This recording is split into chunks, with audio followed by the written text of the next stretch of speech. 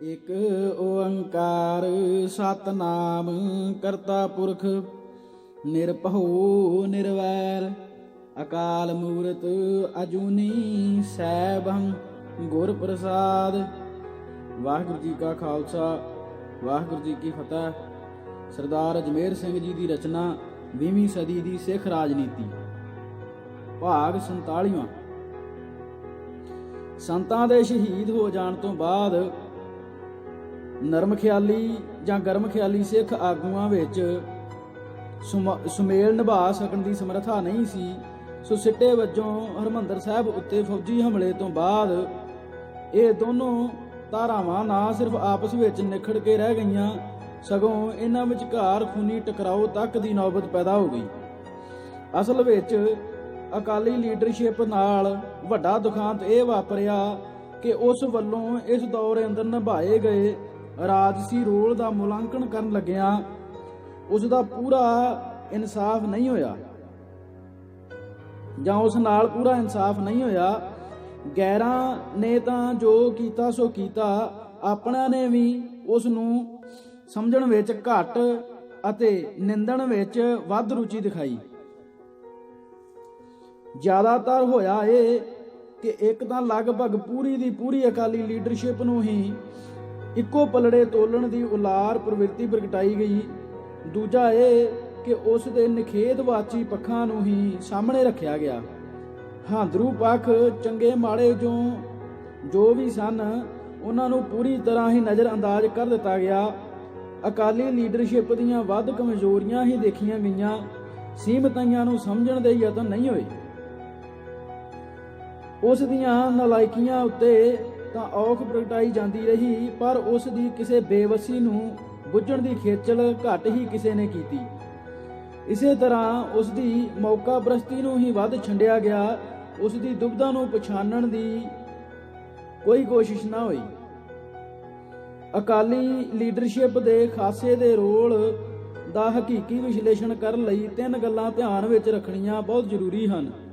ਪਹਿਲੀ ਤਾਂ ਇਹ ਕਿ ਜਮਾਤੀ ਪਿਛੋਕੜ ਤੇ ਧਾਰਮਿਕ ਜਜ਼ਬੇ ਦੇ ਪੱਖ ਤੋਂ ਦੇਖਿਆ ਅਕਾਲੀ ਲੀਡਰਸ਼ਿਪ ਇੱਕ ਦੇਹ ਨਹੀਂ। ਇਸ ਲਿਹਾਜ਼ ਤੋਂ ਇਸ ਅੰਦਰਲੇ ਅਲੱਗ-ਅਲੱਗ ਤੱਤਾਂ ਵਿੱਚ ਕਾਫੀ ਫਰਕ ਤੇ ਵਖਰੇਵੇਂ ਮੌਜੂਦ ਹਨ, ਜੋ ਅਕਸਰ ਕਿਸੇ ਨਾ ਕਿਸੇ ਰੂਪ 'ਚ ਪ੍ਰਗਟ ਹੁੰਦੇ ਰਹਿੰਦੇ ਹਨ।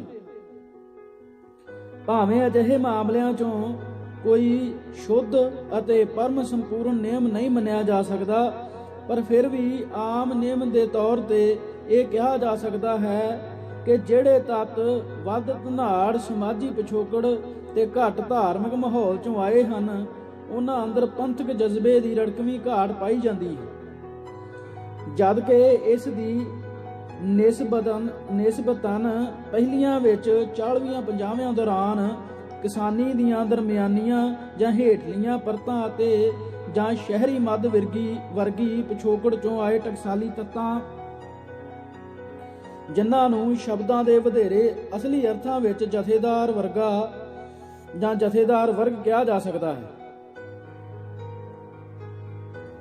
ਅੰਦਰ ਸਭਨਾ ਕਮਜ਼ੋਰੀਆਂ ਤੇ ਸੀਮਤਾਈਆਂ ਦੇ ਬਾਵਜੂਦ ਪੰਥਕ ਜਜ਼ਬਾ ਕਿਸੇ ਨਾ ਕਿਸੇ ਰੂਪ ਵਿੱਚ ਆਪਣੀ ਤਕੜੀ ਹੋਂਦ ਕਾਇਮ ਰੱਖ ਰਿਹਾ ਹੈ। ਮੁੱਖ ਤੌਰ ਤੇ ਇਹ ਵਰਗ ਹੀ ਸੀ ਜੋ ਸੰਤ ਜਰਨੈਲ ਸਿੰਘ ਭਿੰਡਰਾਂਵਾਲੇ ਨਾਲ ਵੱਧ ਕਰੀਬੀ ਸਾਂਝ ਤੇ ਸਹਿਚਾਰ ਬਣਾ ਕੇ ਚੱਲ ਰਿਹਾ ਸੀ।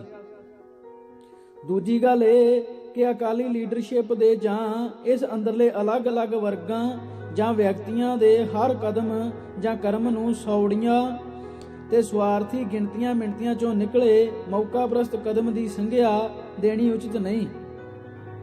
ਬਾਵਜੂਦ ਇਸ ਤੱਥ ਦੇ ਕਿ ਰਾਜਨੀਤਿਕ ਭੈੜਾਂ ਤੇ ਨੈਤਿਕ ਨਿਗਾਰਾਂ ਨੇ ਅਕਾਲੀ ਲੀਡਰਸ਼ਿਪ ਦੇ ਵੱਡੇ ਹਿੱਸਿਆਂ ਨੂੰ ਆਪਣੀ ਮਾਰੂ ਗ੍ਰਿਫਤ ਵਿੱਚ ਲੈ ਰੱਖਿਆ ਹੋਇਆ ਹੈ, ਪਰ ਫਿਰ ਵੀ ਉਹਨਾਂ ਖਾਸ ਤੌਰ ਤੇ ਟਕਸਾਲੀ ਤੱਤਾਂ ਅੰਦਰਲਾ ਪੰਥਕ ਮਾਧਾ ਕਿਤੇ ਨਾ ਕਿਤੇ ਆਪਣਾ ਖਰਾ ਲੱਛਣ ਵੀ ਪ੍ਰਗਟਾਉਂਦਾ ਰਹਿੰਦਾ ਹੈ। ਖੋਟੇ ਪੱਖ ਤੇ ਹਾਵੀ ਹੋਣ ਕਰਕੇ ਖਰੇ ਪੱਖ ਦੀ ਹੋਂਦ ਤੋਂ ਹੀ ਇਨਕਾਰੀ ਹੋ ਜਾਣਾ ਕੋਈ ਚੰਗਾ ਬੌਧਿਕ ਲੱਛਣ ਨਹੀਂ ਕਿਹਾ ਜਾ ਸਕਦਾ। ਇਸ ਕਰਕੇ ਅਕਾਲੀ ਲੀਡਰਸ਼ਿਪ ਦੀਆਂ ਸਫਾਂ ਅੰਦਰ ਪ੍ਰਗਟ ਹੋਏ ਜਾਂ ਹੋਣ ਵਾਲੇ ਹਰ ਵਿਰੋਧ ਵਖਰੇਵੇਂ ਨੂੰ ਸਿੱਧਮ ਸਿੱਧੇ ਰੂਪ ਵਿੱਚ ਕੁਰਸੀ ਦੀ ਲੜਾਈ ਤੱਕ ਹੀ ਸੁੰਗੇੜ ਕੇ ਦੇਖਣਾ ਠੀਕ ਨਹੀਂ। ਬਾਵਜੂਦ ਇਸ ਗੱਲ ਦੇ ਕਿ ਸੱਤਾ ਦੇ ਅਹੁਦਿਆਂ ਲਈ ਅੰਨੀ ਦੌੜ ਅਜੋਕੇ ਅਕਾਲੀ ਰਾਜਸੀ ਸਦਾਚਾਰ ਅਸਲ ਵਿੱਚ ਦੁਰਾਚਾਰ ਦਾ ਭਾਰੂ ਲੱਛਣ ਹੋ ਗੁਜ਼ਰਿਆ ਹੈ। ਤੀਜੀ ਗੱਲ ਇਹ ਕਿ ਅਕਾਲੀ ਲੀਡਰਸ਼ਿਪ ਦੇ ਮਾਇਆਧਾਰੀ ਵਰਗ ਨਾਲ ਸੰਬੰਧਿਤ ਧੜੇ ਦੇ ਰਾਜਸੀ ਵਿਹਾਰ ਅੰਦਰ ਪ੍ਰਗਟ ਹੋ ਰਹੇ ਦੋਗਲੇਪਣ ਨੂੰ ਵੀ ਸਿਰਫ ਨਿਖੇਧਵਾਚੀ ਦ੍ਰਿਸ਼ਟੀ ਤੋਂ ਹੀ ਨਹੀਂ ਦੇਖਿਆ ਜਾਣਾ ਚਾਹੀਦਾ। ਇਸ ਦੋਗਲੇਪਣ ਦੇ ਬੁਨਿਆਦੀ ਕਾਰਨਾਂ ਦੀ ਥਾਹ ਪਾਉਣ ਤੇ ਸੰਜੀਦਾ ਯਤਨ ਹੋਣੇ ਚਾਹੀਦੇ ਹਨ। 1947 ਤੋਂ ਲੈ ਕੇ ਹੁਣ ਤੱਕ ਸਮੁੱਚੇ ਅਮਲ ਚੋਂ ਇਹ ਗੱਲ ਪ੍ਰਤੱਖ ਹੁੰਦੀ ਹੈ ਕਿ ਅਕਾਲੀ ਆਗੂਆਂ ਦੀ ਹਿੰਦੂ ਹਾਕਮਾਂ ਨਾਲ ਜ਼ਾਹਰਾ ਟੱਕਰ ਵੀ ਰਹੀ ਹੈ ਤੇ ਲੁਕਵੀਂ ਲਿਹਾਜ਼ ਵੀ ਰਹੀ ਹੈ। ਉਹ ਕੇਂਦਰੀ ਹਾਕਮਾਂ ਖਿਲਾਫ ਲੜਦੇ ਵੀ ਰਹੇ ਹਨ ਤੇ ਨਾਲ ਹੀ ਉਹਨਾਂ ਅੱਗੇ ਲਿਖਦੇ ਤੇ ਕਈ ਹਾਲਤਾਂ ਵਿੱਚ ਵਿਛਦੇ ਵੀ ਰਹੇ ਹਨ। ਉਹਨਾਂ ਜੇਲ੍ਹਾਂ ਅੰਦਰ ਵੀ ਜਫਰ ਜਾਲੇ ਹਨ ਤੇ ਵਜ਼ਾਰਤਾਂ ਦੇ ਵੀ ਬੁੱਲੇ ਲੁੱਟੇ ਹਨ। ਉਹਨਾਂ ਕੁਰਬਾਨੀਆਂ ਕੀਤੀਆਂ ਵੀ ਹਨ ਤੇ ਕੁਰਬਾਨੀਆਂ ਵੇਚੀਆਂ ਵੀ ਹਨ। ਉਹ ਹਿੰਦੂ ਹਾਕਮਾਂ ਹੱਥੋਂ ਸੰਘਰਸ਼ ਦੇ ਮੈਦਾਨ ਅੰਦਰ ਡੰਡੇ ਵੀ ਖਾਂਦੇ ਰਹੇ ਹਨ ਤੇ ਨਾਲ ਹੀ ਉਹਨਾਂ ਸੰਗ ਸੋਫਿਆਂ ਉੱਤੇ ਬੈਠ ਕੇ ਰਸਗੁੱਲੇ ਵੀ ਛਕਦੇ ਰਹੇ ਹਨ। ਉਹ ਹਿੰਦੂ ਹਾਕਮਾਂ ਦੇ ਜ਼ੁਲਮਾਂ ਦਾ ਸ਼ਿਕਾਰ ਵੀ ਹੁੰਦੇ ਰਹੇ ਹਨ ਅਤੇ ਖੁਦ ਜ਼ੁਲਮਾਂ 'ਚ ਭਾਈਵਾਲ ਵੀ ਬਣਦੇ ਰਹੇ ਹਨ। ਗੱਲ ਕੀ ਉਹਨਾਂ ਦਾ ਹਰ ਅਮਲ ਹਰ ਕਰਮ ਦੂਰਾ ਹੈ। ਅਜਿਹਾ ਉਹਨਾਂ ਦੇ ਖੂਨ ਦੇ ਨੁਕਸ ਕਰਕੇ ਨਹੀਂ, ਸਗੋਂ ਉਹਨਾਂ ਦੇ ਜਮਾਤੀ ਰੁਤਬੇ ਤੇ ਵਰਗ ਸੁਭਾਅ ਦੀ ਵਜ੍ਹਾ ਕਰਕੇ। ਅਕਾਲੀ ਆਗੂ ਧਨਾੜ ਜ਼ਰੂਰ ਹਨ, ਪਰ ਤਿੰਨ ਗੱਲਾਂ ਅਜਿਹੀਆਂ ਹਨ ਜੋ ਉਹਨਾਂ ਨੂੰ ਹਿੰਦੂ ਹਾਕਮਾਂ ਦੇ ਮਨਜ਼ੂਰੇ ਨਜ਼ਰ ਨਹੀਂ ਹੋਣ ਦੇ ਰਹੀਆਂ। ਕੁੱਲ ਤੋਂ ਪਹਿਲੀ ਤੇ ਅਹਿਮ ਗੱਲ ਇਹ ਕਿ ਉਹ ਸਿੱਖ ਹਨ, ਭਾਵ ਇਹ ਕਿ ਉਹ ਸਿੱਖ ਭਾਈਚਾਰੇ ਦਾ ਅੰਗ ਹਨ। ਇਸ ਕਰਕੇ ਭਾਰਤ ਅੰਦਰ ਸਿੱਖਾਂ ਨਾਲ ਜੋ ਬੀਤ ਗੁਜ਼ਰ ਰਹੀ ਹੈ, ਅਕਾਲੀ ਆਗੂ ਉਸ ਤੋਂ ਉੱਕਾ ਹੀ ਨਿਰਲੇਪ ਜਾਂ ਅਭਿੱਜ ਨਹੀਂ ਰਹਿ ਸਕਦੇ। ਹਿੰਦੂ ਹਾਕਮਾਂ ਦੀ ਪੰਥ ਅਤੇ ਪੰਜਾਬ ਪ੍ਰਤੀ ਅਪਣਾਈ ਵਿਤਕਰੇਬਾਜ਼ ਪਹੁੰਚ ਅਕਾਲੀ ਆਗੂਆਂ ਨੂੰ ਸਿੱਧੇ ਰੂਪ ਵਿੱਚ ਪ੍ਰਭਾਵਿਤ ਕਰਦੀ ਹੈ। ਇਸ ਤਰ੍ਹਾਂ ਸਿੱਖ ਸਮਾਜ ਦਾ ਅੰਗ ਹੋਣ ਕਰਕੇ ਅਕਾਲੀ ਆਗੂਆਂ ਦਾ ਹਿੰਦੂ ਹਾਕਮਾਂ ਨਾਲ ਸਦੀਵੀ ਵਿਰੋਧ ਬਣਿਆ ਆ ਰਿਹਾ ਹੈ। ਦੂਜੀ ਗੱਲ, ਅਕਾਲੀ ਲੀਡਰਸ਼ਿਪ ਦੇ ਧਨਾੜ ਹਿੱਸੇ ਵੱਧ ਜ਼ਰਾਇਤੀ ਸੈਕਟਰ ਨਾਲ ਜੁੜੇ ਹੋਏ ਹਨ। ਸਨਅਤੀ ਕਾਰੋਬਾਰ ਸੈਕਟਰ ਦੇ ਮੁਕਾਬਲੇ ਜ਼ਰਾਇਤੀ ਸੈਕਟਰ ਨਾਲ ਵਿਤਕਰੇਬਾਜ਼ੀ ਪੂੰਜੀਵਾਦੀ ਪ੍ਰਣਾਲੀ ਦਾ ਲਾਜ਼ਮੀ ਲੱਛਣ ਹੈ। ਇਹ ਵਿਤਕਰੇਬਾਜ਼ੀ ਵੀ ਅਕਾਲੀ ਆਗੂਆਂ ਨੂੰ ਕੇਂਦਰੀ ਹਾਕਮਾਂ ਖਿਲਾਫ ਲੜਾਈ ਵਾਲੇ ਪਾਸੇ ਤੋਰਦੀ ਹੈ। ਤੀਜੀ ਗੱਲ, ਅਕਾਲੀ ਆਗੂ ਕਿੰਨੇ ਵੀ ਧਨਾੜ ਕਿਉਂ ਨਾ ਹੋਣ, ਭਾਰਤ ਦੇ ਵੱਡੇ ਅਜਾਰੇਦਾਰ ਸਰਮਾਏਦਾਰਾਂ ਦੇ ਮੁਕਾਬਲੇ ਉਹ ਆਰਥਿਕ ਹੈਸੀਅਤ ਪੱਖੋਂ ਪੌੜੀ ਦੇ ਹੇਠਲੇ ਡੰਡਿਆਂ ਉੱਤੇ ਹੀ ਹਨ। ਭਾਵੇਂ ਕਿ ਮਾਇਆਧਾਰੀ ਰੁਚੀ ਦੇ ਮਾਲਕ ਹੋਣ ਕਰਕੇ ਉਹਨਾਂ ਦੀ ਅੱਖ ਪੌੜੀ ਦੇ ਉੱਪਰਲਿਆਂ ਡੰਡਿਆਂ ਉੱਤੇ ਟਿਕੀ ਹੋਈ ਹੈ। ਉਹਨਾਂ ਦਾ ਝੁਕਾਅ ਨਿਤਾਣਿਆਂ ਤੇ ਨਿਓਟਿਆਂ ਨਾਲ ਰਲ ਬੈਠਣ ਵੱਲ ਹੈ, ਨਾ ਉਹਨਾਂ ਦਾ ਝੁਕਾਅ ਨਿਤਾਣਿਆਂ ਤੇ ਨਿਓਟਿਆਂ ਨਾਲ ਰਲ ਬੈਠਣ ਵੱਲ ਨਹੀਂ ਹੈ।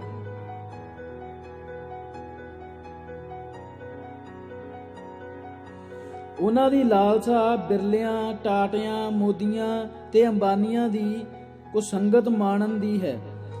ਪਰ ਭਾਰਤ ਦੀ ਮੌਜੂਦਾ ਆਰਥਿਕ ਤੇ ਰਾਜਨੀਤਿਕ ਪ੍ਰਣਾਲੀ ਅਕਾਲੀ ਆਗੂਆਂ ਦੀਆਂ ਇਹਨਾਂ ਲਾਲਸਾਵਾਂ ਨੂੰ ਫਲ ਨਹੀਂ ਪੈਣ ਦਿੰਦੀ। ਇਸ ਕਰਕੇ ਇਸ ਢਾਂਚੇ ਅੰਦਰ ਲੋੜੀਂਦੀਆਂ ਆਰਥਿਕ ਤੇ ਰਾਜਸੀ ਤਬਦੀਲੀਆਂ ਦੀ ਮੰਗ ਕਰਨੀ ਉਹਨਾਂ ਦੀ ਅਣਸਰਦੀ ਜਮਾਤੀ ਆਰਥਿਕ ਲੋੜ ਹੈ। ਇਸ ਤਰ੍ਹਾਂ ਇੱਕ ਸਥਾਨਕ ਖੇਤਰੀ ਤੇ ਮੁਕਾਬਲਤਨ ਛੋਟੇ ਦਰਜੇ ਦਾ ਸਰਮਾਏਦਾਰ ਵਰਗ ਹੋਣ ਕਰਕੇ ਵੀ ਅਕਾਲੀ ਆਗੂਆਂ ਦੇ ਭਾਰਤ ਦੇ ਕੇਂਦਰੀ ਹਾਕਮਾਂ ਨਾਲ ਨਿਰੰਤਰ ਵਿਰੋਧ ਤੇ ਰਫੜ ਪੈਦਾ ਹੁੰਦੇ ਰਹਿੰਦੇ ਹਨ।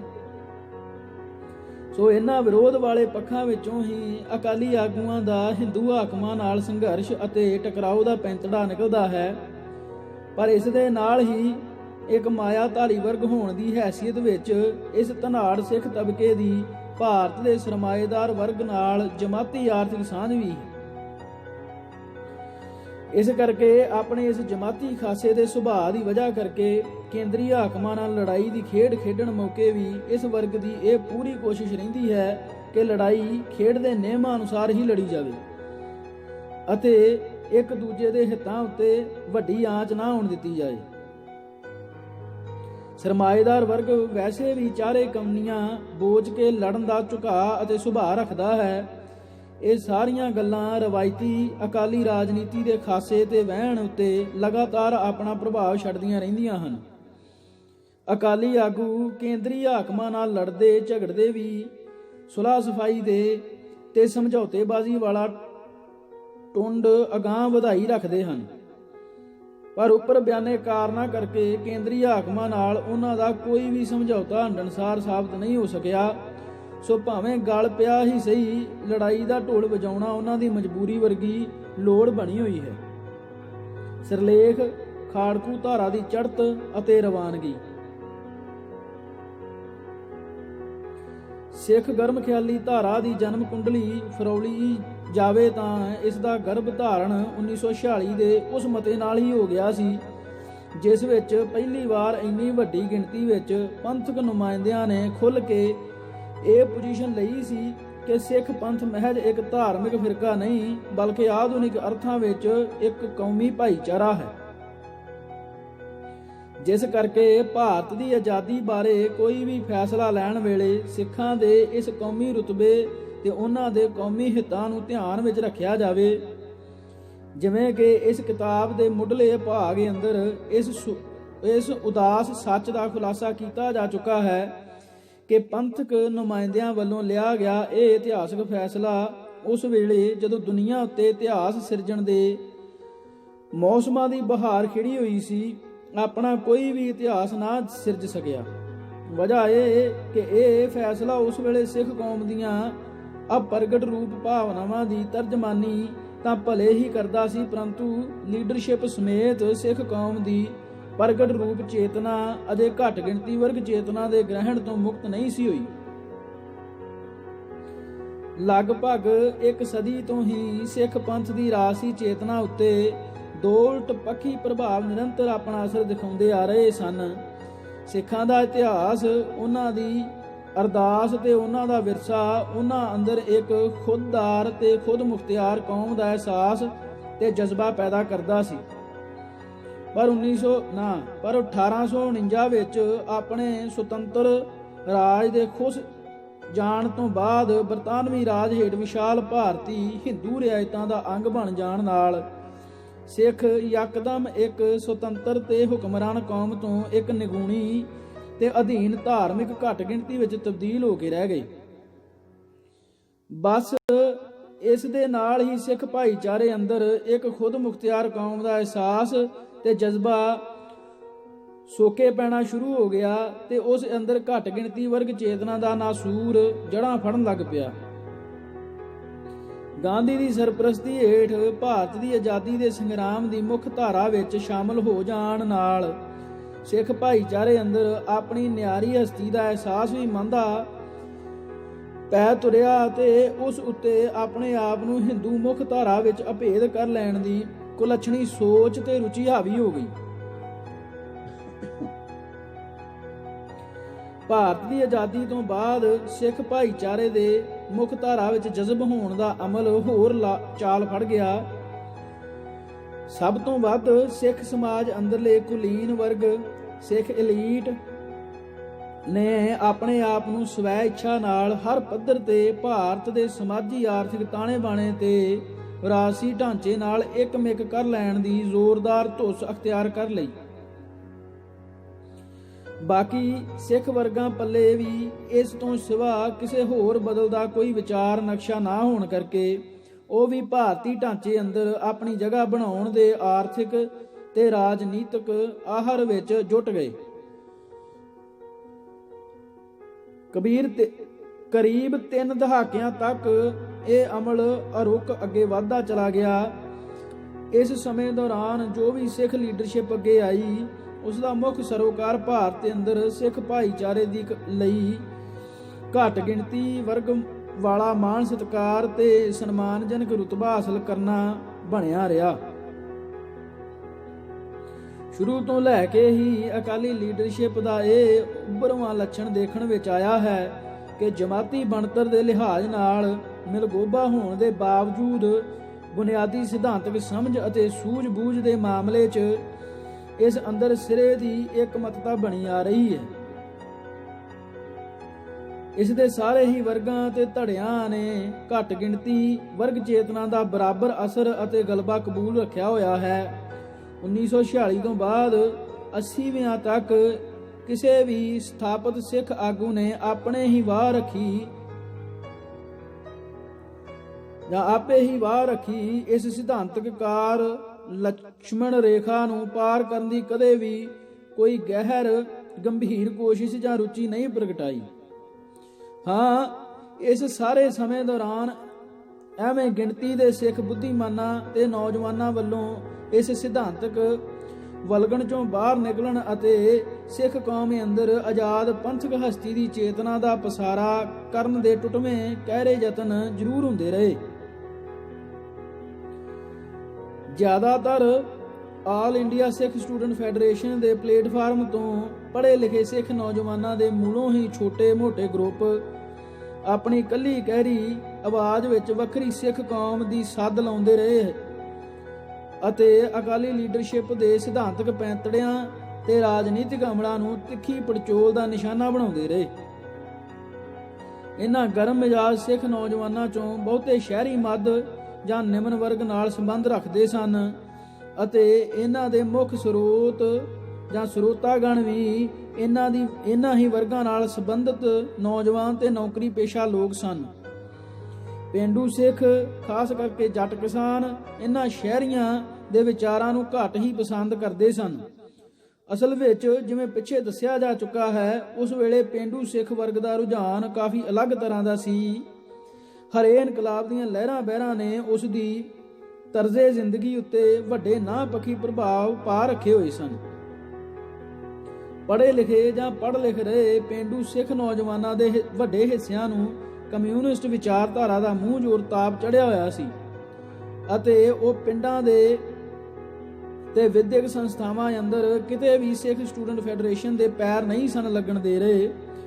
ਅਸਲ ਵਿੱਚ ਉਸ ਵੇਲੇ ਦੀ ਬਾਹਰਮੁਖੀ ਹਕੀਕਤ ਇਹ ਸੀ ਕਿ ਸਿੱਖ ਗਰਮ ਖਿਆਲੀ ਧਾਰਾ ਦੇ ਵਿਕਾਸ ਨੂੰ ਦੋ ਮਜ਼ਬੂਤ ਨੱਕਿਆਂ ਨੇ ਬਰਾਬਰ ਬੰਨ ਮਾਰ ਕੇ ਡੱਕ ਰੱਖਿਆ ਹੋਇਆ ਸੀ। ਇੱਕ ਬੰਨੇ ਰਵਾਇਤੀ ਅਕਾਲੀ ਰਾਜਨੀਤੀ ਦਾ ਜਮੂਦ ਸੀ ਜੋ ਆਪਣੀ ਸਾਰੀ ਦੁਰਬਲਤਾ ਦੇ ਬਾਵਜੂਦ ਹਾਲੇ ਟੁੱਟਣ ਦਾ ਨਾਂ ਨਹੀਂ ਸੀ ਲੈ ਰਿਹਾ। ਦੂਜੇ ਬੰਨੇ ਕਮਿਊਨਿਸਟ ਲਹਿਰ ਦਾ ਜ਼ੋਰਾਵਰ ਵਹਿਣ ਸੀ ਜਿਸ ਨੇ ਸਿੱਖ ਸਮਾਜ ਦੇ ਚਿੰਤਨਸ਼ੀਲ ਹਿੱਸਿਆਂ ਤੇ ਅਲੜ ਜਵਾਨਾਂ ਨੂੰ ਬੁਰੀ ਤਰ੍ਹਾਂ ਕੀਲ ਰੱਖਿਆ ਹੋਇਆ ਸੀ। ਜੇ ਇਹ ਗੱਲ ਮੰਨ ਲਈ ਜਾਵੇ ਕਿ ਕਿਸੇ ਵੀ ਵਿਚਾਰਧਾਰਾ ਨੂੰ ਪਰਨਾਏ ਕਾਰਕੁਨਾਂ ਦੇ ਸਿਦਕ ਤੇ ਨਿਸ਼ਚੇ ਦੀ ਅਸਲੀ ਅਜ਼ਮਾਇਸ਼ ਸੁਹਾਵਣੇ ਵੇਲਿਆਂ ਯਾਨੀ ਕਿ ਚੜ੍ਹਤ ਦੇ ਮੌਕਿਆਂ ਵਿੱਚ ਨਹੀਂ ਸਗੋਂ ਨਾ ਖੁਸ਼ਗਵਾਰ ਮੌਸਮਾਂ ਵਿੱਚ ਹੋਇਆ ਕਰਦੀ ਹੈ, ਤਾਂ 60ਵਿਆਂ ਤੇ 70ਵਿਆਂ ਦੇ ਉਲਟੇ ਰੋਖ ਵਗ ਰਹੇ ਤੇਜ਼ ਤੂਫਾਨ ਵਿੱਚ ਸਿੱਖ ਗਰਮ ਖਿਆਲੀ ਵਿਚਾਰਧਾਰਾ ਦੇ ਝੰਡੇ ਨੂੰ ਬੁਲੰਦ ਕਰਨ ਦੇ ਯਤਨਾਂ ਵਿੱਚ ਤਿਲ ਜੂਝਦੇ ਰਹੇ ਮੁੱਠੀ ਭਰ ਸਿੱਖ ਨੌਜਵਾਨਾਂ ਦੀ ਨਿਸ਼ਚਾ ਤੇ ਪ੍ਰਤੀਬੱਧਤਾ ਦੀ ਸ਼ਲਾਘਾ ਕਰਨੀ ਬਣਦੀ ਹੈ। ਨਾਲ ਹੀ ਇਹਨਾਂ ਵੇਗ ਮੱਤੇ ਨੌਜਵਾਨਾਂ ਨੂੰ ਨਿਰੰਤਰ ਸਿਧਾਂਤਕ ਸੇਧ ਤੇ ਪ੍ਰੇਰਨਾ ਦਿੰਦੇ ਰਹਿਣ ਵਾਲੇ ਸਰਦਾਰ ਕਪੂਰ ਸਿੰਘ ਦੀ ਇਤਿਹਾਸਕ ਦੇਣ ਦਾ ਵੀ ਯੋਗ ਮੁੱਲ ਪਾਉਣਾ ਬਣਦਾ ਹੈ, ਕਿਉਂਕਿ ਅਜਿਹੇ ਉਤਸ਼ਾਹ ਤੇ ਪ੍ਰੇਰਨਾ ਦੀ ਗੈਰ ਮੌਜੂਦਗੀ ਵਿੱਚ ਇਹਨਾਂ ਨੌਜਵਾਨਾਂ ਲਈ ਦੁਸ਼ਵਾਰੀਆਂ ਦੀ ਪੰਡ ਕਿਤੇ ਬੋਝਲ ਹੋ ਜਾਣੀ ਸੀ। ਬਾਅਦ ਵਿੱਚ ਜਾ ਕੇ ਜਿਨ੍ਹਾਂ ਉਂਗਲਾਂ ਤੇ ਗਿਣ ਜੋਗੇ ਗਰਮ ਖਿਆਲੀ ਨੌਜਵਾਨਾਂ ਨੇ ਦਲ ਖਾਲਸਾ ਦੀ ਸਥਾਪਨਾ ਕੀਤੀ, ਉਹਨਾਂ ਚੋਂ ਬਹੁਤੇ ਇਹਨਾਂ ਕਠਿਨ ਹਾਲਤਾਂ ਵਿੱਚ ਹੀ ਪ੍ਰਵਾਨ ਚੜ੍ਹੇ ਸਨ। 80ਵਿਆਂ ਤੱਕ ਜਾ ਕੇ ਬਾਹਰਮੁਖੀ ਹਾਲਤਾਂ ਤੇਜ਼ੀ ਨਾਲ ਤਿੱਖੀ ਕਰਵਟ ਲੈ ਤੁਰੀਆਂ। ਸਭ ਤੋਂ ਅਹਿਮ ਗੱਲ ਇਹ ਸੀ ਕਿ ਸਿੱਖ ਗਰਮ ਖਿਆਲੀ ਧਾਰਾ ਦੇ ਵਹਿਣ ਨੂੰ ਬੰਨ ਮਾਰ ਰਹੇ ਦੋਨੋਂ ਹੀ ਨੱਕੇ ਇੱਕੋ ਵੇਲੇ ਤੇਜ਼ੀ ਨਾਲ ਖੁਰਨੇ ਸ਼ੁਰੂ ਹੋ ਗਏ। ਸੰਸਾਰ ਪੱਧਰ ਤੇ ਹੀ ਅਜਿਹੀਆਂ ਬਹੁਤ ਸਾਰੀਆਂ ਘਟਨਾਵਾਂ ਤੇ ਤਬਦੀਲੀਆਂ ਵਾਪਰ ਗਈਆਂ ਜਿਨ੍ਹਾਂ ਕਰਕੇ ਕਮਿਊਨਿਸਟ ਲਹਿਰ ਦੀ ਲਗਭਗ ਇੱਕ ਸਦੀ ਤੋਂ ਚੜੀ ਹੋਈ ਛਲ ਯਕਦਮ ਤੇਜ਼ੀ ਨਾਲ ਲੱਥਣੀ ਸ਼ੁਰੂ ਹੋ ਗਈ।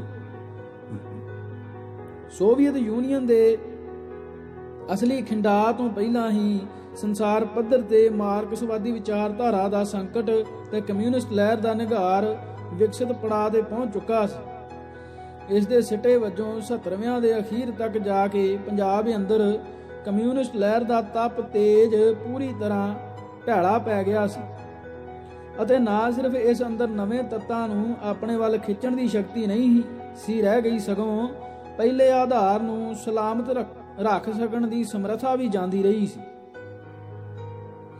ਇਸ ਤਰ੍ਹਾਂ ਸਿੱਖ ਸੰਘਰਸ਼ ਦੇ ਰਾਹ ਦਾ ਇੱਕ ਵੱਡਾ ਵਿਚਾਰਧਾਰਕ ਤੇ ਅਮਲੀ ਵਿਰੋਧ ਅੜਿੱਕਾ ਦੂਰ ਹੋ ਜਾਣ ਨਾਲ ਸਿੱਖ ਗਰਮ ਖਿਆਲੀ ਧਾਰਾ ਦੇ ਵਿਕਾਸ ਲਈ ਅਨੁਕੂਲ ਹਾਲਤ ਪੈਦਾ ਹੋ ਗਈ। ਇਸੇ ਦੇ ਨਾਲ ਹੀ ਇਸੇ ਸਮੇਂ ਦੌਰਾਨ ਰਵਾਇਤੀ ਅਕਾਲੀ ਰਾਜਨੀਤੀ ਦਾ ਸੰਕਟ ਵੀ ਲਗਾਤਾਰ ਗਹਿਰਾਉਂਦਾ ਚਲਾ ਗਿਆ। 1947 ਤੋਂ ਲੈ ਕੇ ਹੀ ਅਕਾਲੀ ਰਾਜਨੀਤੀ ਦੀ ਹੋਣੀ ਦੀ ਡੋਰ ਵੱਧ ਭਾਰਤ ਦੇ ਹਿੰਦੂ ਹਾਕਮਰਾਨਾਂ ਦੇ ਹੱਥਾਂ ਵਿੱਚ ਰਹੀ ਸੀ ਜਾਂ ਰਹੀ ਹੈ।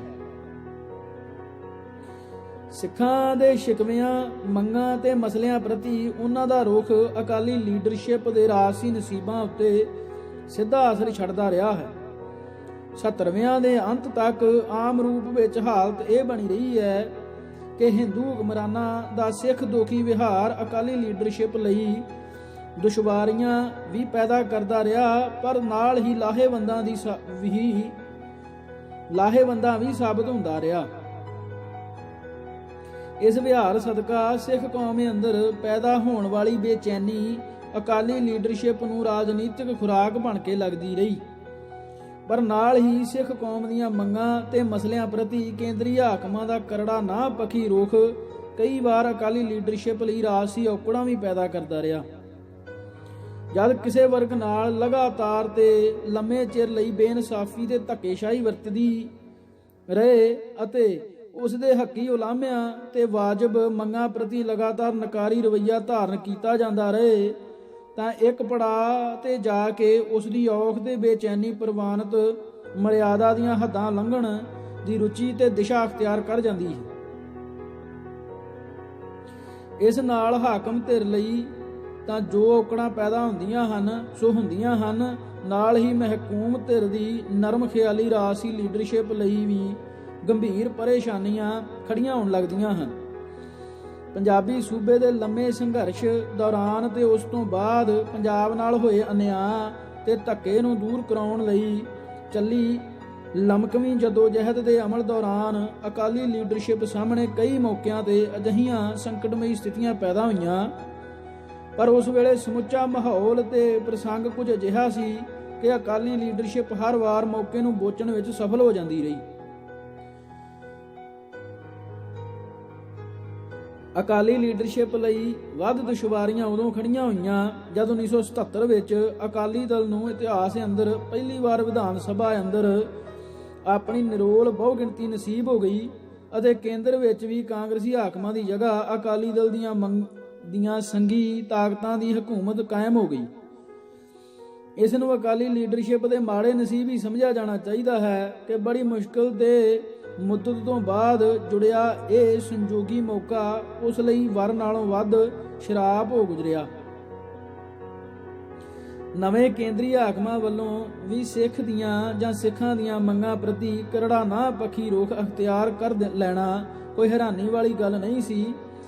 ਨਵੀਂ ਗੱਲ ਇਹ ਸੀ ਕਿ ਹਰ ਵਾਰ ਜਾਂ ਇਸ ਵਾਰ ਅਕਾਲੀ ਆਗੂਆਂ ਕੋਲ ਕੇਂਦਰੀ ਹਾਕਮਾਂ ਤੋਂ ਆਪਣੀਆਂ ਮੰਗਾਂ ਨਾ ਮਨਵਾ ਸਕਣ ਦਾ ਬਹਾਨਾ ਕੋਈ ਨਹੀਂ ਸੀ।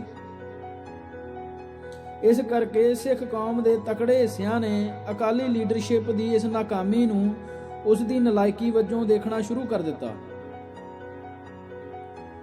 ਜਨਤਾ ਸਰਕਾਰ ਦੇ ਇਸ ਨਾਪੱਖੀ ਤਜਰਬੇ ਦਾ ਅਕਾਲੀ ਲੀਡਰਸ਼ਿਪ ਨੂੰ ਵੱਡਾ ਰਾਜਨੀਤਿਕ ਨੁਕਸਾਨ ਇਹ ਹੋਇਆ ਕਿ ਜਦ ਇੰਦਰਾ ਗਾਂਧੀ ਨੇ 1980 ਵਿੱਚ ਸੱਤਾ ਵਿੱਚ ਵਾਪਸ ਆਉਂਦਿਆਂ ਹੀ ਅਕਾਲੀ ਸਰਕਾਰ ਬਰਖਾਸਤ ਕਰ ਦਿੱਤੀ, ਤਾਂ ਇਹ ਅਨੋਖੀ ਗੱਲ ਦੇਖਣ ਵਿੱਚ ਆਈ ਕਿ ਜਿੱਥੇ ਆਮ ਤੋਂ ਆਮ ਸਿੱਖ ਜਨਤਾ ਨੇ ਵੀ ਇਸ ਨੂੰ ਕਾਂਗਰਸੀ ਹਾਕਮਾਂ ਦੀ ਸਿੱਖ ਕੌਮ ਨਾਲ ਇੱਕ ਹੋਰ ਰੜਕਵੀਂ ਵਧੀਕੀ ਵਜੋਂ ਲਿਆ, ਉੱਥੇ ਇਸ ਨਾਲ ਆਮ ਸਿੱਖ ਜਨਤਾ ਅੰਦਰ ਅਕਾਲੀ ਲੀਡਰਸ਼ਿਪ ਪ੍ਰਤੀ ਹਮਦਰਦੀ ਦੀ ਉਹ ਭਾਵਨਾ ਤੇ ਲਹਿਰ ਪੈਦਾ ਨਹੀਂ ਹੋਈ ਜੋ ਪਹਿਲੇ ਦੋ ਮੌਕਿਆਂ ਭਾਵ 1967 ਤੇ 1971 ਤੇ ਦੇਖੀ ਗਈ ਸੀ। ਇਸੇ ਤਰ੍ਹਾਂ 1980 ਤੋਂ ਬਾਅਦ ਇੰਦਰਾ ਗਾਂਧੀ ਦੁਆਰਾ ਸਿੱਖ ਕੌਮ ਪ੍ਰਤੀ ਧਾਰਨ ਕੀਤੇ ਦੁਸ਼ਮਣਖੋਰ ਰਵੱਈਏ ਦਾ ਅਕਾਲੀ ਲੀਡਰਸ਼ਿਪ ਨੂੰ ਪਹਿਲੀਆਂ ਦੇ ਮੁਕਾਬਲੇ ਰਾਜਨੀਤਿਕ ਲਾਭ ਬਹੁਤ ਹੀ ਘੱਟ ਤੇ ਨੁਕਸਾਨ ਪੁੱਜ ਕੇ ਹੋਇਆ। ਉਸ ਦੇ ਹਿੱਸੇ ਦਾ ਸਾਰਾ ਲਾਭ ਦੂਣ ਸੁਵਾਇਆ ਹੋ ਕੇ ਗਰਮ ਖਿਆਲੀ ਧਾਰਾ ਦੇ ਖਾਤੇ 'ਚ ਜਮ੍ਹਾਂ ਹੁੰਦਾ ਗਿਆ। ਇਹ ਹਾਲਤ ਰਵਾਇਤੀ ਅਕਾਲੀ ਰਾਜਨੀਤੀ ਦੇ ਗੰਭੀਰ ਸੰਕਟ ਦੀ ਦੱਸ ਪਾਉਂਦੀ ਸੀ। ਇਸ ਚੋਂ ਇਹ ਰਾਜਸੀ ਨਿਰਣਾ ਕੱਢਣਾ ਕੋਈ ਔਖਾ ਨਹੀਂ ਸੀ ਰਿਹਾ ਕਿ ਰਵਾਇਤੀ ਅਕਾਲੀ ਰਾਜਨੀਤੀ ਤੇਜ਼ੀ ਨਾਲ ਦਮੋਂ ਨਿਕਲਦੀ ਜਾ ਰਹੀ ਸੀ ਅਤੇ ਇਸ ਦੇ ਸੁਭਾਵਿਕ ਨਤੀਜੇ ਵਜੋਂ ਗਰਮ ਖਿਆਲੀ ਧਾਰਾ ਦੇ ਵਿਕਾਸ ਦੇ ਰਾਹ ਖੁੱਲੀ ਜਾ ਰਹੇ ਸਨ। 70ਵਿਆਂ ਦੇ ਅਖੀਰ ਤੇ 80ਵਿਆਂ ਦੇ ਸ਼ੁਰੂ ਵਿੱਚ ਸਿੱਖ ਪੰਥ ਅੰਦਰ ਗਰਮ ਖਿਆਲੀ ਰਾਜਨੀਤਿਕ ਫਰੰਟ ਉੱਤੇ ਤਿੱਖੀ ਸਿਧਾਂਤਕ ਤੇ ਅਮਲੀ ਸਰਗਰਮੀ ਸ਼ੁਰੂ ਹੋ ਗਈ। ਨਵੇਂ ਗਰਮ ਖਿਆਲੀ ਮੰਚ ਤੇ ਸੰਗਠਨ ਹੋਂਦ ਵਿੱਚ ਆਉਣ ਲੱਗੇ ਅਤੇ ਵਿਚਾਰ ਸੰਮੇਲਨਾਂ, ਕਨਵੈਨਸ਼ਨਾਂ ਤੇ ਕਾਨਫਰੰਸਾਂ ਦੇ ਜ਼ਰੀਏ ਰਵਾਇਤ ਨਾਲੋਂ ਹਟਵੀਆਂ ਤਿੱਖੀਆਂ ਸਿਧਾਂਤਕ ਪੋਜੀਸ਼ਨਾਂ ਦੇ ਖੁੱਲ੍ਹੇ ਐਲਾਨ ਹੋਣ ਲੱਗ ਪਏ। ਸਿਰਲੇਖ ਅਕਾਲੀ ਵਿਚਾਰਧਾਰਾ ਨੂੰ ਖੁੱਲ੍ਹੀ ਚੁਣੌਤੀ। ਅਗਸਤ 6, 1978 ਨੂੰ ਕੁਝ ਗਰਮ ਖਿਆਲੀ ਸਿੱਖ ਨੌਜਵਾਨਾਂ ਨੇ ਚੰਡੀਗੜ੍ਹ ਦੇ ਇੱਕ ਗੁਰਦੁਆਰੇ ਅਕਾਲਗੜ੍ਹ ਅੰਦਰ ਭਰਵੀਂ ਮੀਟਿੰਗ ਕਰਕੇ ਦਲ ਖਾਲਸਾ ਨਾਂ ਦੀ ਇੱਕ ਜੁਝਾਰੂ ਜਥੇਬੰਦੀ ਕਾਇਮ ਕਰਨ ਦਾ ਫੈਸਲਾ ਕਰ ਲਿਆ। 13 ਅਗਸਤ ਨੂੰ ਚੰਡੀਗੜ੍ਹ ਦੇ ਅਰੋਮਾ ਹੋਟਲ ਵਿਖੇ ਇੱਕ ਪ੍ਰੈਸ ਕਾਨਫਰੰਸ ਦੇ ਅੰਦਰ ਇਸ ਜਥੇਬੰਦੀ ਦੀ ਸਥਾਪਨਾ ਦਾ ਬਾਕਾਇਦਾ ਐਲਾਨ ਕਰ ਦਿੱਤਾ ਗਿਆ। ਇਸ ਸੰਗਠਨ ਨੇ ਅਕਾਲੀ ਲੀਡਰਸ਼ਿਪ ਦੀ ਨਰਮ ਖਿਆਲੀ ਵਿਚਾਰਧਾਰਾ ਤੇ ਰਾਜਨੀਤੀ ਦੀ ਤਿੱਖੀ ਸਿਧਾਂਤਕ ਪੜਚੋਲ ਕਰਦਿਆਂ ਹੋਇਆਂ ਆਪਣੀ ਗਰਮ ਖਿਆਲੀ ਵਿਚਾਰਧਾਰਾ ਦਾ ਜ਼ੋਰ ਸ਼ੋਰ ਨਾਲ ਪ੍ਰਚਾਰ ਕਰਨਾ ਸ਼ੁਰੂ ਕਰ ਦਿੱਤਾ। ਇਸੇ ਲੜੀ ਵਿੱਚ ਹੋਰ ਵਾਧਾ ਕਰਦਿਆਂ ਹੋਇਆਂ ਡਾਕਟਰ ਜਗਜੀਤ ਸਿੰਘ ਚੌਹਾਨ ਨੇ 1980 ਵਿੱਚ ਵਿਸਾਖੀ ਦੇ ਪੁਰਬ ਤੇ ਅਨੰਦਪੁਰ ਸਾਹਿਬ ਵਿਖੇ ਇੱਕ ਨਾਮ ਤਰੀਕ ਕਨਵੈਨਸ਼ਨ ਕਰਕੇ ਨੈਸ਼ਨਲ ਕਾਉਂਸਲ ਆਫ ਖਾਲਿਸਤਾਨ ਨਾਂ ਦੀ ਸੰਸਥਾ ਦਾ ਐਲਾਨ ਕਰ ਦਿੱਤਾ। ਉਸ ਨੇ ਆਪਣੇ ਆਪ ਨੂੰ ਇਸ ਕੌਂਸਲ ਦਾ ਪ੍ਰਧਾਨ ਥਾਪ ਲਿਆ ਤੇ ਬਲਬੀਰ ਸਿੰਘ ਸੰਧੂ ਨੂੰ ਸਕੱਤਰ ਜਨਰਲ ਕਰਾਰ ਦੇ ਦਿੱਤਾ। 2 ਮਹੀਨਿਆਂ ਬਾਅਦ ਡਾਕਟਰ ਜਗਜੀਤ ਸਿੰਘ ਨੇ ਲੰਡਨ ਤੋਂ ਖਾਲਿਸਤਾਨ ਗਣਰਾਜ ਦੀ ਸਥਾਪਨਾ ਦਾ ਐਲਾਨ ਕਰ ਦਿੱਤਾ ਅਤੇ ਬਲਬੀਰ ਸਿੰਘ ਸੰਧੂ ਨੇ ਦਰਬਾਰ ਸਾਹਿਬ ਤੋਂ ਪ੍ਰਤੀਕ ਰੂਪ ਵਿੱਚ ਖਾਲਿਸਤਾਨ ਦਾ ਕੌਮੀ ਝੰਡਾ, ਸਿੱਕਾ ਤੇ ਡਾਕ ਟਿਕਟਾਂ ਆਦਿ ਜਾਰੀ ਕਰ ਦਿੱਤੀਆਂ। ਬੇਸ਼ੱਕ ਡਾਕਟਰ ਚੌਹਾਨ ਦੀ ਇਸ ਕਾਰਵਾਈ ਅੰਦਰ ਸ਼ੋਸ਼ੇਬਾਜ਼ੀ ਦਾ ਅੰਸ਼ ਭਾਰੂ ਸੀ ਅਤੇ ਉਹ ਇੰਗਲੈਂਡ ਵਿਖੇ ਆਪਣੇ ਪ੍ਰਵਾਸ ਦੌਰਾਨ ਲਗਭਗ ਇੱਕ ਦਹਾਕੇ ਤੋਂ ਲਗਾਤਾਰ ਅਜਿਹੀਆਂ ਕਾਰਵਾਈਆਂ ਕਰਦਾ ਆ ਰਿਹਾ ਸੀ। ਪਰ ਜੋ ਪਹਿਲਾਂ ਨਿਰੋਲ ਸ਼ੋਸ਼ੇਬਾਜ਼ੀ ਸੀ ਉਹ ਨਵੇਂ ਵਿਕਸ ਉੱਭਰ ਰਹੇ ਮਾਹੌਲ ਵਿੱਚ ਖਾਲਿਸਤਾਨ ਦੇ ਸੰਕਲਪ ਦਾ ਪ੍ਰਚਾਰ ਪ੍ਰਸਾਰ ਕਰਨ ਦੀ ਦ੍ਰਿਸ਼ਟੀ ਤੋਂ ਸ਼ੋਸ਼ੇਬਾਜ਼ੀ ਨਾਲੋਂ ਥੋੜੇ ਵੱਖਰੇ ਤੇ ਸੰਜੀਦਾ ਅਰਥ ਗ੍ਰਹਿਣ ਕਰ ਗਈ ਸੀ। ਇਸੇ ਤਰ੍ਹਾਂ 14-15 ਮਾਰਚ 1981 ਨੂੰ ਚੀਫ ਖਾਲਸਾ ਦੀਵਾਨ ਦੀ ਚੰਡੀਗੜ੍ਹ ਵਿਖੇ ਹੋਈ 54ਵੀਂ ਸਿੱਖ ਵਿਦਿਅਕ ਕਾਨਫਰੰਸ ਅੰਦਰ ਅਮਰੀਕਾ ਤੋਂ ਪਧਾਰੇ ਡਾਕਟਰ ਗੰਗਾ ਸਿੰਘ ਢਿੱਲੋਂ ਨੇ ਆਪਣੇ ਪ੍ਰਧਾਨਗੀ ਭਾਸ਼ਣ ਅੰਦਰ ਵੱਖਰੀ ਸਿੱਖ ਕੌਮ ਦੀ ਧਾਰਨਾ ਦੀ ਜ਼ੋਰਦਾਰ ਵਜਾਹਤ ਕਰਦਿਆਂ ਹੋਇਆਂ ਸਿੱਖਾਂ ਦੇ ਕੇਸ ਨੂੰ ਕੌਮਾਂਤਰੀ ਪੱਧਰ ਤੇ ਲਿਜਾਣ ਲਈ ਸਿੱਖਾਂ ਸਾਹਮਣੇ ਫਲਸਤੀਨ ਮੁਕਤੀ ਸੰਗਠਨ PLO ਵਾਂਗ UNO ਦੀ ਸਹਿਯੋਗੀ ਮੈਂਬਰਸ਼ਿਪ ਹਾਸਲ ਕਰਨ ਦੀ ਤਜਵੀਜ਼ ਪੇਸ਼ ਕੀਤੀ। ਹਾਜ਼ਰ ਸਰੋਤਿਆਂ ਨੂੰ ਇਹ ਤਜਵੀਜ਼ ਇੰਨੀ ਭਾਈ ਕਿ ਉਹਨਾਂ ਇਸ ਦਾ ਜੋਸ਼ੀਲੇ ਜੈਕਾਰਿਆਂ ਨਾਲ ਸਵਾਗਤ ਕੀਤਾ। ਮੌਕੇ ਦੇ ਹਾਜ਼ਰ ਗਰਮ ਮਿਜਾਜ ਸਿੱਖ ਨੌਜਵਾਨਾਂ ਨੇ ਉਤੇਜਨਾ ਵਿੱਚ ਆ ਕੇ ਖਾਲਿਸਤਾਨ ਜਿੰਦਾਬਾਦ ਦੇ ਨਾਅਰੇ ਲਾਉਣੇ ਸ਼ੁਰੂ ਕਰ ਦਿੱਤੇ। ਇਸ ਤੋਂ ਪਹਿਲਾਂ ਸਿੱਖ ਜਨਤਾ ਵੱਲੋਂ ਜਾਂ ਤਾਂ ਅਜਿਹੇ ਨਾਅਰਿਆਂ ਨੂੰ ਅਣਗੌਲਿਆਂ ਕਰ ਦਿੱਤਾ ਜਾਂਦਾ ਸੀ ਜਾਂ ਕਈ ਵਾਰ ਨਾਪਸੰਦ ਵੀ ਕੀਤਾ ਜਾਂਦਾ ਸੀ। ਪਰ ਹੁਣ ਸਿੱਖ ਜਨਤਾ ਦੇ ਰੌਂ ਅੰਦਰ ਆਈ ਤਬਦੀਲੀ ਪ੍ਰਤੱਖ ਪਛਾਣੀ ਜਾ ਸਕਦੀ ਸੀ। ਹੁਣ ਖਾਲਿਸਤਾਨ ਦਾ ਨਾਅਰਾ ਸਿੱਖ ਜਨਤਾ ਲਈ ਉਹਨਾਂ ਉਪਰਾ ਤੇ ਗੈਰ ਨਹੀਂ ਸੀ ਰਿਹਾ। ਪੰਜਾਬ ਸਰਕਾਰ ਦੇ ਸਿਹਤ ਮਹਿਕਮੇ ਦੇ ਡਾਇਰੈਕਟਰ ਦੀ ਪਦਵੀ ਤੋਂ ਸੇਵਾ ਮੁਕਤ ਹੋਏ ਡਾਕਟਰ ਸੋਹਣ ਸਿੰਘ ਨੇ ਚੰਡੀਗੜ੍ਹ ਕਾਨਫਰੰਸ ਅੰਦਰ ਖਾਲਿਸਤਾਨ ਦੇ ਵਿਚਾਰ ਦੀ ਖੁੱਲ੍ਹ ਕੇ ਵਜਾਹਤ ਕੀਤੀ ਅਤੇ ਮੌਕੇ ਤੇ ਹਾਜ਼ਰ ਵਿਅਕਤੀਆਂ ਚੋਂ ਕਿਸੇ ਨੇ ਵੀ ਇਸ ਦਾ ਸਿੱਧਾ ਵਿਰੋਧ ਕਰਨ ਦਾ ਹੀਆ ਨਹੀਂ ਕੀਤਾ। ਕਾਨਫਰੰਸ ਨੇ ਸਿੱਖਾਂ ਨੂੰ ਇੱਕ ਵੱਖਰੀ ਕੌਮ ਕਰਾਰ ਦੇਣ ਅਤੇ ਇਸ ਆਧਾਰ ਤੇ ਉਹਨਾਂ ਲਈ UNO ਦੀ ਸਹਿਯੋਗੀ ਮੈਂਬਰਸ਼ਿਪ ਦੀ ਮੰਗ ਕਰਨ ਬਾਰੇ ਸਰਬਸੰਮਤੀ ਨਾਲ ਮਤਾ ਪਾਸ ਕਰ ਦਿੱਤਾ। ਇਸ ਭਾਗ ਲਈ ਇਹਨਾਂ ਜੀ। ਵਾਹਿਗੁਰੂ ਜੀ ਕਾ ਖਾਲਸਾ